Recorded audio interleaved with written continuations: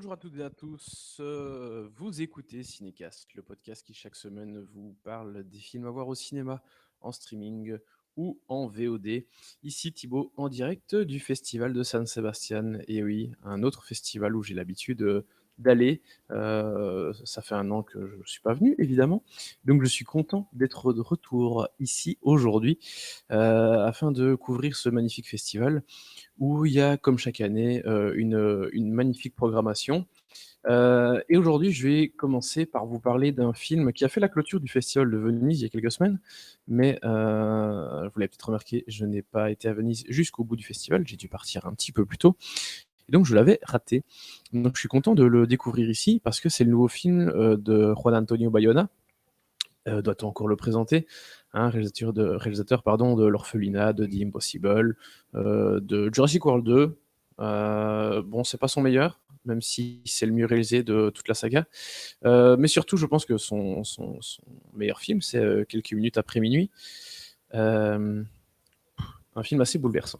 Et donc ici, en fait, la Sociedad de la Nieve, et qui est le Cercle des Neiges en français, nous raconte en fait l'histoire du fameux vol qui transportait une équipe de rugby dans les années 70, en 72, 72 pour nos amis français, qui s'était écrasé dans la cordillère des Andes. Et, euh, et parmi les 45 passagers, seuls 29 ont survécu à l'accident, ce qui est déjà beaucoup. Et puis après, ils ont dû survivre pendant 70, je ne sais plus combien de jours exactement, mais quand même quasiment 2 mois, enfin même un peu plus de 2 mois.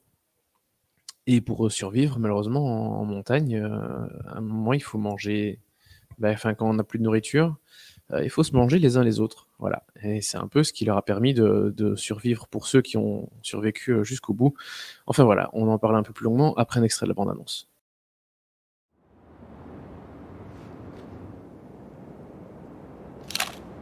Pregunto para quién serán esas imágenes. Tal vez sean para nuestras familias. Volveremos a vivir en su imaginación. ¿Qué nos pasó? ¿Qué pasa cuando el mundo te abandona? Que se passe-t-il quand le monde t'abandonne? Oui, j'ai oublié de le dire que la bande-annonce est en espagnol. Mais bon, ça se passe en Amérique du Sud, en Amérique latine. C'était une équipe qui venait d'Uruguay et qui allait au Chili, qui s'est écrasée. Et donc, voilà pour cet extrait de la bande-annonce, oui, que j'ai coupé assez vite au début. Et pour cause, comme ça, vous ne voyez pas le crash de l'avion. Je sais même pas s'il est dans la bande-annonce, je l'ai pas regardé en entier. Mais évidemment, le film montre le crash. Et quelle scène! Vraiment, la scène du crash, elle est vachement impressionnante. Et il y a d'autres moments catastrophes qui sont aussi assez impressionnants.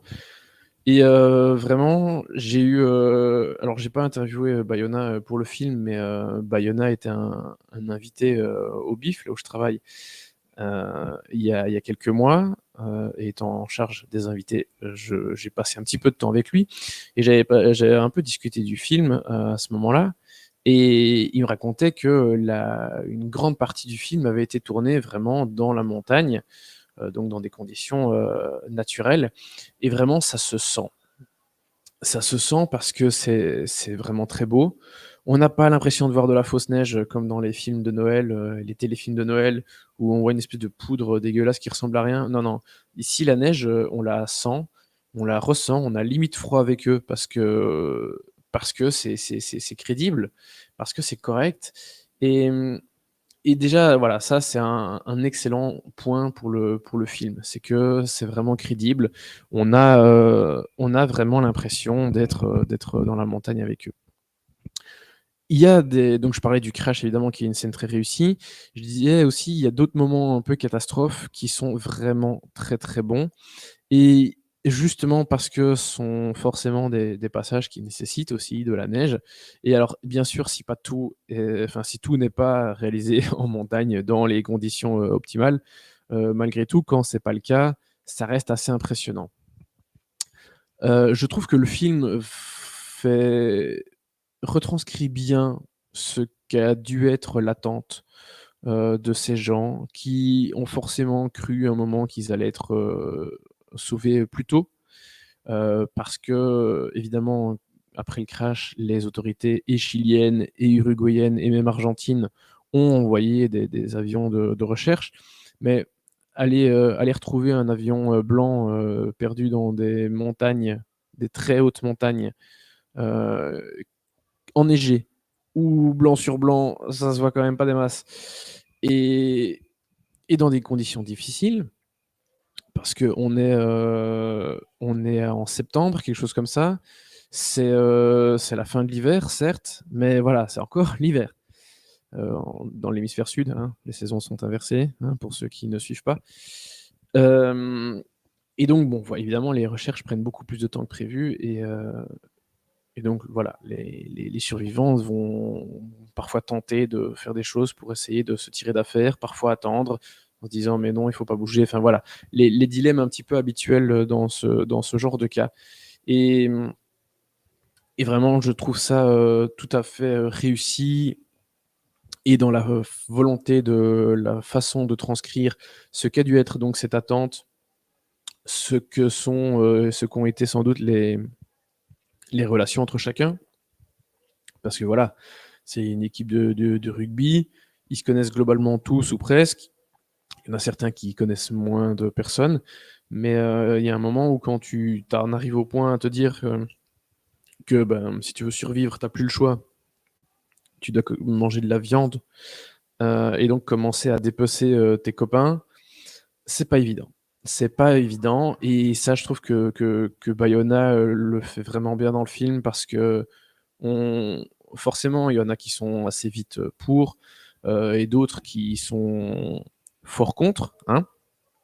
Et ce qui est évidemment compréhensible, parce que voilà, pour toutes ces questions éthiques et morales dont je parlais. Les personnages, évidemment, il y en a beaucoup, mais voilà, Bayona fait le choix de s'intéresser à quelques-uns, un petit groupe avec des personnalités assez différentes.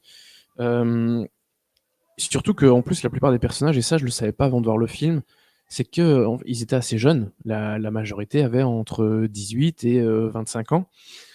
Quand j'avais entendu parler de cette histoire, je pensais que les personnages étaient plus âgés. Voilà, que c'était une équipe de rugby, sans doute dans la trentaine, quelque chose comme ça.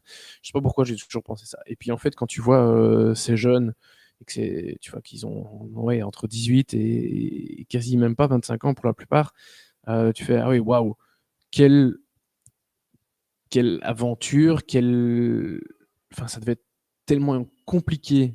Évidemment, déjà la situation elle est pas facile, mais en plus devoir enfin se dire que tu dois prendre des décisions hyper compliquées à cet âge-là, franchement, waouh, chapeau quoi.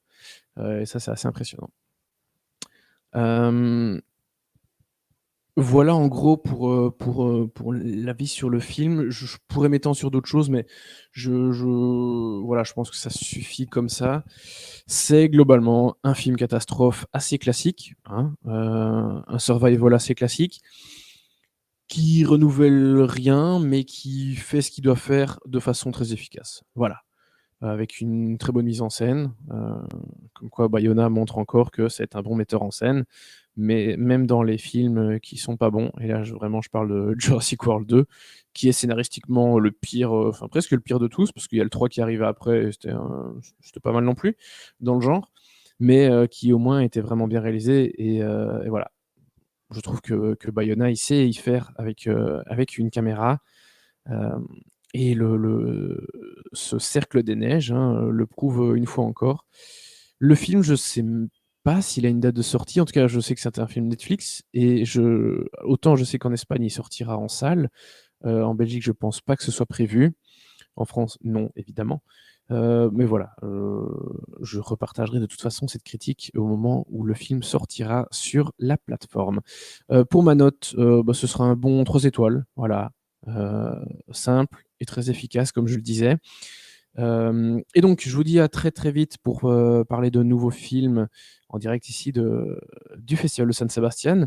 Et dans ces nouveaux films, il y a notamment le nouveau Miyazaki, dont je vais vous parler assez vite, que j'ai vu hier. qui est passé ici au festival en première européenne. Donc voilà, vous n'aurez pas encore beaucoup d'avis sur le film qui sort le 1er novembre.